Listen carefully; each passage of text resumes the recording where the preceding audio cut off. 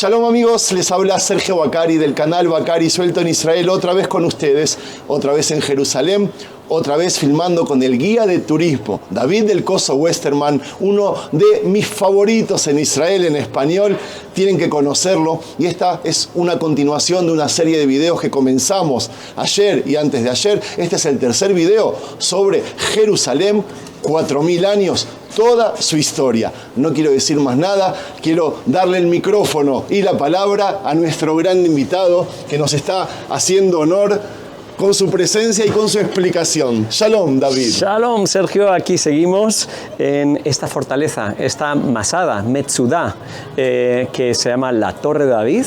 Y vamos a hablar por qué Torre de David sí, por qué Torre de David no. Hoy en día la Torre de David se le llama a ese minarete, pero ese minarete es del siglo XVII, 1630 y pico, otomano, y este lugar se llama la Torre de David por lo menos desde hace 2000 años, así que ese no puede ser, pero hoy en día es ese. Vamos a hablar de cuál es realmente, y estamos en una fortaleza, decíamos, en un lugar súper estratégico. Puedes ver aquí que esto ha sido usado, ¿no?, para disparar flechas, ha sido ampliado luego más tarde, porque esto protegía la ciudad en el lado norte, pero la última vez que ha sido usado esto ha sido en 1948 hasta el 67, y si vas fuera vas a ver todos los agujeros de bala, ¿no?, de los jordanos aquí y los israelíes al otro lado, porque por aquí pasaba la línea verde, la línea de armisticio entre Jordania e Israel desde el 48 al 67. Vemos ruinas aquí mamelucas, esa torre hexagonal, vemos ruinas aquí herodianas, vemos ruinas ahí abásidas, vemos ruinas aquí fatimidas, cruzadas, otomanas. Vamos a mira, ahí están, creo que eso es un mongol, ¿no?, con un cruzado. Posiblemente. Bueno, no sé, son los mamelucos los que lucharon contra los mongoles. Vamos a ir a la segunda exposición de las 10 que tiene este lugar, y cada una tiene para hablar una hora por lo menos, pero vamos a hacer una pequeña introducción, y lo que queremos es que la gente venga aquí y disfrute de este lugar en persona, ¿no? Pero si no pueden venir, pues hacemos lo posible. Aquí Sergio es el mejor embajador de Israel, se merece el Pras Israel por llevar Israel a sus casas y sus teléfonos en todo el mundo, y es el Israel David, auténtico, el de verdad. Hablemos de Jerusalén. De Jerusalén, vale. Bueno, vamos a entrar por aquí y vamos a una exhibición de lo que es desde el segundo templo, que es cuando vuelven de Babilonia y Persia. Están hablando aquí ahora mismo, quizá hacemos el cruzado. Vamos a ver. Hago una pausa. Bueno, tenemos aquí un grupo explicando en árabe, ¿no?, el periodo cristiano. Nosotros vamos a empezar por la segunda exposición, y ahí hay otro grupo explicando en inglés. Mira que surrealista, árabes explicando sobre una iglesia católica, sí, en Israel. En Israel, y ayer tuve un grupo de judíos religiosos explicando lo que fue la última cena y lo parecido que era la Pesaj y tal, y eran judíos religiosos, muy muy interesante. Vamos a ver. Cuando hablamos de unificación de Jerusalén nos referimos a esto. Sí. Wow. ¿Qué tenemos aquí? La maqueta. De esto tiene muchos vídeos del Museo de Israel. Me quedé mudo. Pero esta es otra. Me quedé mudo. Tenemos aquí las escaleras por donde se entraba la triple y la doble, ¿no?, al templo. Hoy en día aquí dentro, que estaba hecho por Herodes, hay una mezquita, la mezquita de Al-Aqsa al-Kadima, la gran estoa, o lo que es el este real, ¿cómo se dice?, el pórtico real, la gran plaza que amplió Herodes el Grande, y aquí se llamaba el atrio de los gentiles. Y hasta aquí podía venir todo el mundo. Y es que había ya hace 2000 años gente de todo el mundo, que no eran judíos, exacto, que venían a ofrecer sacrificios al Dios de Israel, al Dios único, al Dios verdadero para mí, ¿okay? Entonces salían por aquí debajo. Hoy en día está la mezquita de Al-Aqsa aquí, y podían acercarse los gentiles hasta este murito aquí, el Soreg, de los cuales... podía seguir. Tú podías seguir. Podríamos seguir los judíos hasta el atrio de las mujeres, donde entraban hombres y mujeres juntos, no había separación. Ahí vemos las escaleras donde los levitas cantaban los salmos graduales de ascensión al templo. Y luego tenemos el atrio ese grande ahí donde podían entrar todos los Cohen, tú también, y los levitas, ¿vale?, que servían en el templo.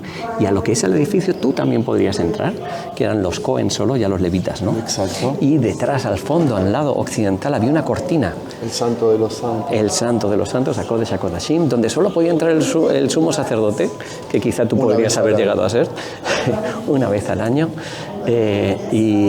con una cuerda y con campanitas y tal. Explanada la amplió Herodes haciendo una serie de bóvedas aquí. Lo puedes ver muy bien en el nuevo museo en Cesarea Marítima, porque lo mismo que hizo a Zeus a Roma en Cesarea Marítima, le hizo aquí al dios de la Biblia. Él estaba entre dos aguas, ¿no? Entonces hizo la plataforma más grande de la época antigua, 144.000 metros cuadrados, y aquí hace una serie de bóvedas para allá, porque el monte Moria va subiendo así, ¿no? Claro. Y ahí está la puntita de la roca. ¿Y qué es lo que compra la roca de la fundación? ¿Qué es lo que compra David Araúna? Compra un goren, ¿no? Que es en español una era. La era tiene que estar en un lugar alto porque hay que aventar el trigo para separar el trigo del grano, ¿no? Y ahora la montaña aquí bajaba un poco y continúa subiendo para allá. Entonces lo que hace aquí Herodes es cortar la roca y teniendo aquí un promontorio muy alto, tiene un lugar espectacular para controlar ese lugar donde vienen miles de peregrinos y llevan años los judíos intentando liberarse del yugo de estos paganos muy civilizados, pero que están oprimiéndolos, de estos ocupadores, ¿no? Que son los romanos. Porque según la Biblia, los judíos tienen que ser soberanos en su propia tierra y tienen que tener un rey que no es Herodes, que es un edumeo, nabateo que han puesto los romanos. Tiene que ser un hijo de David. Y Herodes realmente era un impostor. Entonces Herodes, que quisiera entrar ahí, no puede entrar porque no es Cohen, no es levita, no es ni siquiera judío. Bueno, su padre se convirtió al judaísmo y se casó con una judía, pero el judío está ahí. Él se hace un gran edificio, la Stoa Real de la que he hablado antes, que es donde está el Aqsa, ¿no? Porque ahí sí que puede ir, que está ahí al fondo. Claro. Y aquí, para controlar a estos judíos que intentan rebelarse una y otra vez contra ellos, hace un gran castillo, fortaleza, y le llama la fortaleza Antonia. ¿Por qué Fortaleza Antonia? Por su amigo Marco Antonio, el amante de Cleopatra que odiaba a Herodes, que intentó acostarse con él, pero no pudo. En otro episodio de Juego de Tronos hablaremos de ello. Pero de aquí, un lugar alto. Si has estado en la escuela Lomaría, en la estación número 1 de la Vía Dolorosa, puedes subir y ver una ventana y ves cómo realmente es un lugar. Y nos dice el Nuevo Testamento, en el libro de Hechos, que de aquí entraron los guardas a llevarse preso a Pablo. Y de ahí fue... pasó la noche camino de Cesarea en Antipatris y acabó en Cesarea varios años, donde empezaría a escribir sus epístolas y fue llevado a Roma. Y la tradición dice que aquí es donde Jesús fue juzgado por Poncio Pilato, ¿okay? Y aquí empezaría la Vía Dolorosa. Eso no sabía. Sí, esta es la estación número 1 de la Vía Dolorosa. Ahora, eso haremos un vídeo distinto de por qué una cosa es la tradición y otra cosa lo que dicen ahora incluso los historiadores y los investigadores dominicanos y franciscanos en la guía Oxford, por ejemplo. ¿Vale? Entonces, esto nos ayuda. Ven por aquí. Aquí tenemos la puerta de Warren, creo. Este es el puente de Wilson.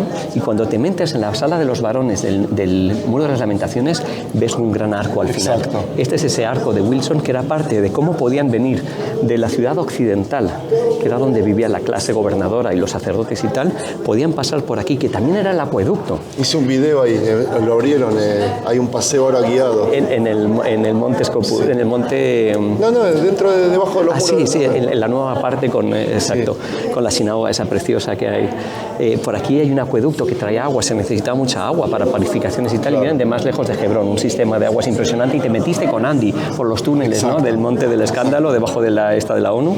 Bien. Entonces todo este es el Muro de Lamentaciones, más de 500 metros de tal. Aquí vemos como el monte aquí está más alto, ¿ves? Sí. Pero este es el Valle del Tiropollón, de los queseros. Y por aquí podían pasar los sacerdotes sin miedo a impurificarse por estar en contacto con la gente pobre y tal, que quizá no se había metido en un mikve o tal, y entraban directamente al templo, seguramente. Y este es el arco de Robinson, ¿ok? Por aquí podían subir y bajar también directamente a la gran estoa. Y las escaleras donde Neil Armstrong dijo que se emocionó más que pisando la luna, porque dice que esto lo pisó su Salvador, por donde se entraba y se salía, y aquí empezaba una gran avenida amplia que te lleva al estanque de Siloé, por donde venían y bajaban los peregrinos cantando los salmos de graduales de ascensiones, y que tienen como las escaleras aquí, que es un fallo que no lo han hecho. Las escaleras son dos cortitas, una larga, dos cortitas, una larga, para que no mostrarle. Sí. Qué hermosa exposición esta. Dime una cosa, cuando... ¿Sabes lo que yo siempre digo? ¿Qué? que lo que estamos viendo aquí es el tercer templo. Sí, por lo menos. El primero fue el de Salomón, el segundo el de Ezra y Nehemías, que Herodes lo destruyó por completo, pero bueno. Herodes lo reconstruyó. ¿Por qué le llamamos el segundo templo? Porque lo destruyó, sí. Totalmente, sí. Pero seguramente los hasmoneos antes, porque el que construyó Zerubabel era muy pequeñito, entonces fue ampliado y ampliado y ampliado, pero como los sacrificios no pararon y hubo servicio continuo de levitas y sacerdotes, es una época de servicio, de sacrificios, entonces el edificio, las rocas en sí mismo no importan. E incluso Salomón cuando lo construye dice, ¿acaso esto vas a poder habitar aquí tú que ni los cielos de los cielos te pueden contener? Lo importante es el sacrificio, lo importante es que vienen ahí todo el pueblo de Israel a adorar y que el lugar no para su función hasta que es destruido en el año 70 por los romanos. Aquí vemos, muy curioso, ¿no? La ciudad de David, el estanque de Siloé y cómo empieza la ciudad, ya hemos hablado de eso antes. Tenemos aquí a Warren, ¿no? Charles Warren, que fíjate cuando viene aquí una cosa curiosa, en 1867. 100 años antes de 1967, de cuando se libera Jerusalén. Pero antes que eso, has oído hablar de lo que es un Yobel, ¿no? Sí. Explica lo que es un jubileo. Sí. Tú, por supuesto, sabes eso, pero a lo mejor la gente que nos ve no. Estamos hablando que el año 50 en el judaísmo es muy importante. Sí. A 49 años la gente volvía a tener el terreno que era suyo originalmente, para que es muy bueno contra los grandes monopolios y tal, es un sistema, y se liberaban a los cautivos y las deudas y todo eso, ¿no? Entonces, 1867 es cuando realmente se empieza a investigar Jerusalén de manera científica y se dan cuenta que Jerusalén, la verdadera, por eso es la ciudad de David que está fuera de las murallas, ¿no? ¿Qué pasa 50 años después de 1867? 1917. ¿Qué pasa en 1917? Cae el Imperio Otomano. Cae el Imperio Otomano, vienen los británicos y le permiten a los judíos venir y hay libertad religiosa y de expresión y de tal. ¿Qué pasa 50 años después? Jerusalén es reunificada en 1967. ¿Qué pasa 50 años después? 2017. No lo veo. 3.000 años. No, 3.000. Habrá que ver. Hay alguna cosa interesante. ¿Seguro? Pero 50. Qué curioso. Festejamos los 3.000 años de Jerusalén. Sí. Hablábamos de que realmente toda la época del Beit HaRishon, toda la época del primer templo, la gente no era realmente fiel a Dios, y el Talmud dice que el primer templo cae, ¿no?, por infidelidad a Dios, ¿no? Y vemos que hay estatuillas de fertilidad casi en todas las casas. Se encuentra en la ciudad de David más de 1500, se encuentran templitos así pequeñitos que la gente tenía en su casa con su diosesito y tal, y no es hasta que los judíos vuelven de Babilonia que realmente esto se encontró, son riquezas arqueológicas. Sí. Wow. Y la mayoría de lo que hay aquí es original. Hay algunas cosas que son copias y vamos a hablar de ellas, pero por ejemplo estos son los pitoi, ¿no?, que es para guardar vino, aceite o también harina o grano, y vemos aquí en lo que es el asa, vemos la melech. Se llaman los estos de Amelech. Probablemente se trata de cuando Ezequías preparó la ciudad, haciendo la gran muralla, haciendo el túnel de agua del Siloaj, trajo aquí muchísimas provisiones porque venían los asirios con Sennacherib en la época de Isaías, ¿no?, de Isaías, y preparan la ciudad para el gran asedio. Entonces ahí vemos, y aquí vemos copia, el prisma de Ciro, donde pone exactamente lo que viene en la Biblia, que le permite a los judíos volver aquí con los utensilios del templo y reconstruir el templo.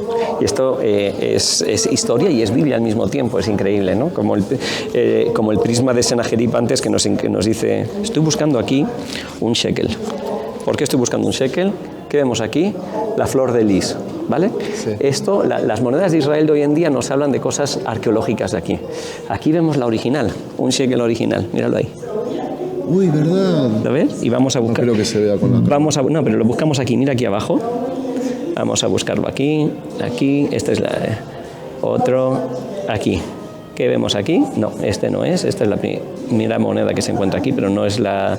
Esta es. Aquí vemos el shekel auténtico, fíjate. Exacto. Un shekel. Como ves, aquí todo es interactivo. Wow. Y esta es la primera moneda judía de la que sabemos. Y es de la época persa, cuando esto es una satrapía para los persas que se llama Judea, la satrapía de Judea, de la que nos habla el libro de Purim, de Esther, que vamos a tener la fiesta dentro de nada.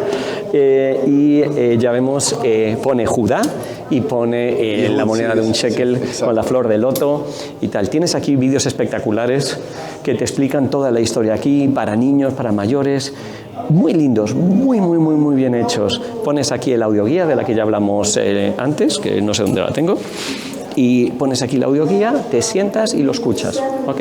Es espectacular. Aquí y allá. ¿Hay en español? En español hay como en 10 idiomas. Esta es época versa, retorno de Babilonia. Esa es la época ya más helenística. El último de los hasmoneos, sí. Que está aquí realmente como gobernador, y es familia de Mariamne, hace las primeras monedas con el candelabro.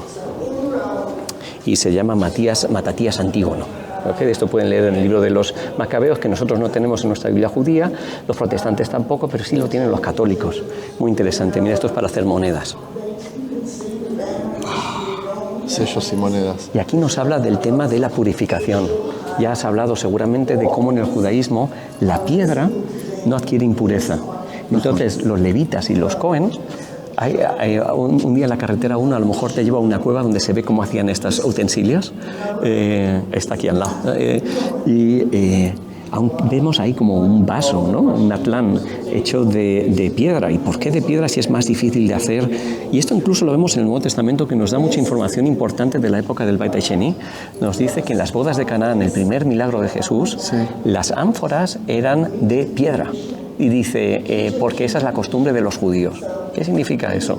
Porque si inviertes, aunque es más caro y es más fácil de romper, en cosas hechas de piedra, si lo toca una persona que está impura, y cuando decimos la palabra impura también suena muy mal en español, sí, pero porque en el judaísmo tiene más que ver con vida. Impuro en español suena muy feo, pero es un ciclo por el que pasamos de renuevo y tal, hombres, mujeres, todo.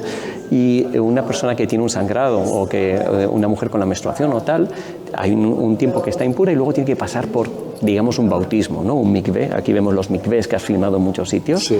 Y ya una vez que sale de eso, purificado, renovado, nacido de nuevo, puede participar de la comunidad y del templo y tal. Entonces, estos instrumentos, aunque son más toscos, aunque son más pobres, aunque son más fáciles de romper, no adquieren impureza. Si algo de cerámica lo toca a alguien impuro, hay que romperlo y tirarlo, pero la piedra no. Entonces, cuando encontramos muchas cosas de piedra, sabemos que es un lugar de levitas, de sacerdotes, que tenían mucho cuidado en estar puros. Y eso tiene que ver también con la historia del buen samaritano, ¿no? Porque bajaba un sacerdote y un levita y no se acercaron a la persona que no sabían si estaba muerta o no. Si hubiera estado muerta... También, pero si hubiera estado, hay que entender también la cultura del contexto. Si hubiera estado muerta, no digo que no tenían que haber parado, tenían que haber parado, desde luego, pero si la persona resultaba estar muerta, hubieran quedado impurificados y no hubieran podido participar de sus funciones. Y aquí acabamos el tercer vídeo ya. Y acabamos ¿dónde? Nos dice el Talmud que el primer templo fue destruido por infidelidad a Dios. Sí. ¿Okay? Y vemos que realmente lo que leemos en las Escrituras, a mí me choca mucho, pero es lo que dicen las Escrituras y es lo que vemos en la arqueología. Y es que no eran fieles realmente. Habían algunos casos como el rey Josías, el rey Ezequías, que hizo tshuvá, tal, pero la mayoría de los reyes y la mayoría del pueblo todavía no aceptaban un solo Dios y se iban con las costumbres del entorno y de los paganos y tal. El segundo templo, ¿por qué nos dice el Talmud que fue destruido? Fue destruido por odio gratuito entre hermanos, por la falta de unidad entre el pueblo. Se supone que el templo era el lugar donde teníamos que venir todos a celebrar las fiestas de Dios, a hacer una gran barbacoa nacional, a tomar vino, a alegrarnos, a festejar el pueblo de Israel. Era el lugar, el centro de unidad. Y se convirtió en un lugar corrupto, con sacerdotes puestos por los romanos, que se aprovechaban de los mandamientos y de esa fiesta que había mandado Dios para cobrar más intereses cuando tenían que cambiar por el medio shekel y todo. Era un sistema totalmente corrupto ya de hace tiempo y que no tenía mucho que ver con la época, con lo que había mandado Dios. Y es lo que Jesús hace, ¿no? Cuando llega al templo, le da la vuelta a las mesas y se pone ahí a armar un gran escándalo diciendo: habéis convertido la casa de mi padre en una cueva de ladrones, ¿no? Sí. En el mundo del turismo, lamentablemente, hay mucho de eso, de aprovecharse de los peregrinos que vienen aquí con las mejores intenciones. El caso es que el segundo templo fue destruido en el año 70 por odio gratuito entre hermanos. Y aquí terminamos este vídeo ahora, y el que vamos a empezar después es sobre la destrucción y qué pasa después con el judaísmo y con los judíos y luego el cristianismo y otras cosas que van apareciendo a partir de ahí. Muchas gracias, David del Coso Westerman. Por favor. Si les gustó este vídeo, un like, suscribirse, compártanlo si creen que le puede ayudar a gente. Yo creo que hay mucho que puede ayudar a cristianos, a judíos, a gente interesada en historia en general. Y nos vemos en el próximo capítulo. Divino. Amigos, este video que están viendo es una cortesía y un regalo, no solo para mí, sino también para todos ustedes, del guía de turismo, como están viendo, David del Coso Westerman, que, como todos los guías de turismo de Israel, está ya hace casi medio año sin trabajo.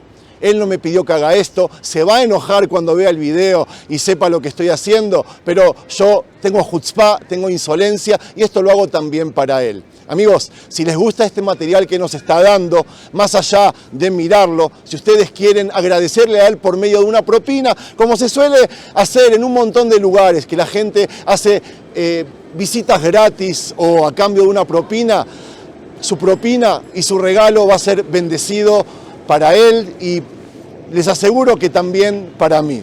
Les voy a poner en la descripción de los videos y en este mismo video cómo pueden comunicarse con él, cómo pueden hacer su propina, su donación y desde ya, muchas gracias.